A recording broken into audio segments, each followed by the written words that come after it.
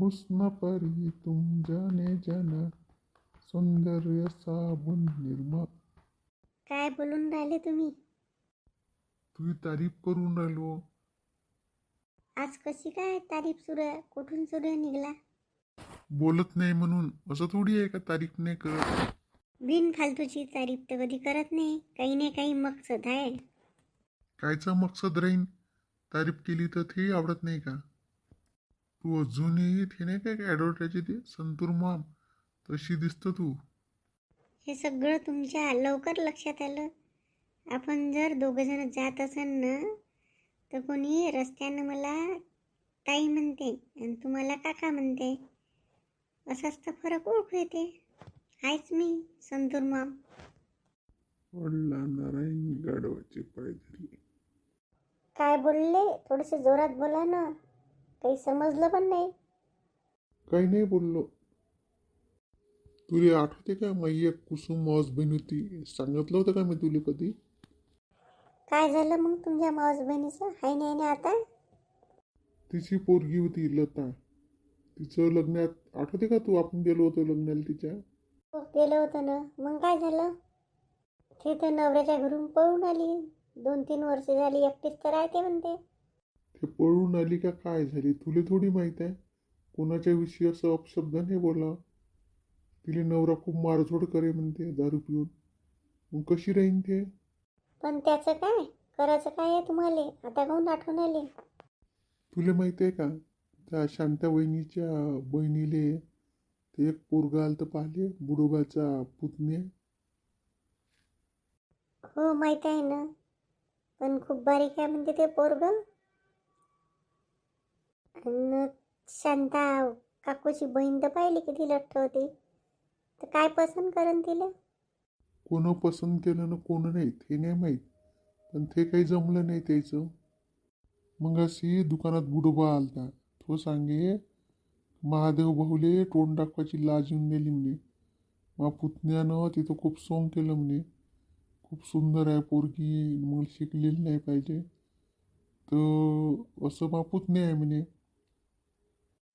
त्याला कोणतीही पोरगी दाखवून तर पसंतच येते म्हणे. म्या मनात सोचलं का ते लता आहे बा, आणि पोरग काही पेत नाही खात नाही म्हणते. हाय थोडंसं बायकोसाठी पागल झालं आहे म्हणते. तर म्हणलं जमन का बा लता? तुम्हाला काय करायचं आहे? लता जमेल नाही जमेल त्याचं ते पाहत बसन. पोरग तसं व्यसनी नाही आहे म्हणते. घरी वावरशात चांगला आहे. तर पाहू का मी लतासाठी विचारून लताले फोन करतो. बुडूबा तर म्हणे तुम्ही तुमचं पाहा म्हणे. आत्ता समजलं. हुस्न परी हे वे का डाव? का तिचं लग्न करायचं आहे आणि इथं येऊन? इथे येऊन थोडी म्हणलं मी, पण दाखवा किंवा तर आपल्याच घरी लागेल ना. ते हुस्न परी गेली चुलीत. मला काही सांगायचं नाही. आपल्या घरी काही पाहिजे नाही. माकडून नाही होत. सांगून देतो मी एक वेळा. आपल्या घरी ते राहून थोडी राहिली. फक्त दाखवाचा कार्यक्रम करायला लागेल. जमन तर पाहू, इथून लग्न करून घेऊ. तिले पहिले विचारून तर पाहू दे. तिले जर पसंत येईन तर मग पुढची गोष्ट आहे. तिला पसंत ये नाही ये मला काही करायचं नाही आहे. पण मी इथं आपल्या घरी काही तो कार्यक्रम होऊ देत नाही. तुम्ही तुमचं पाहून घ्या. तू दुरुस्त नाही होत त्यासोबत कितीही चांगलं राह. कुणाचं भलं करणं तुला आवडतच नाही ना. मी म्हणून राहिली टकल्या माई तारीफ कसा करून राहिला. आता समजलं टकल्याचा ह्या डाव होता. मी बी पद्मावय. मला नाही पाहिजे घरी कोणी. कोण करत बसन? मी लॅपटॉप कुठे ठेवलं? काय करून राहिला रुपेश दादा? काही नाही करत. माझं मी काम करून राहिलो. तू कुठे चालला? इथं आलो मी तर मी कुठं जाईन? त्यासोबत बोलायलाच तर आलो मी. अरे बूट घालून पलंगावर कशाला चढला? मला शिकव ना लॅपटॉप कसं राहते तर. तू लहान आहे अजून, मग शिकजो. शिकव ना. मी शिकतो लवकर. शिकवीन मग, बस खाली. शिकव ना. अरे शिकवीन म्हटलं ना, मग शिकवीन. तू सांग काय बोलायला आला, बोल. तू तर आला तेव्हापासून रूममध्येच आहे. काय करतो त्या लॅपटॉपमध्ये माहीत नाही.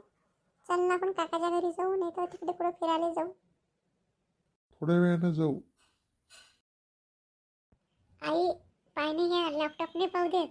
याला थोडंसं शिकव म्हणतात तर शिकवत बी नाही. तू त्याच्या एवढा शिक, मग तुले बी घेऊन दे. कोणतं काम आहे तुले? काय पाहिजे तू? काय समजते तुले? रुपेश दादापेक्षा तर अमन दादा चांगला आहे. त्यानं तर मला पूर्ण शिकवलं. आम्हालाच मस्त गेलं, म्हणजे चांगलं शिकवते, बसवून सगळं सांगते, कसं चालू करायचं, काय करायचं. आई कोणता अमन दादा होय? अरे त्या पाटलीन काकूच्या वाड्यामध्ये एक जण नवीन 2 जण राहिले आले.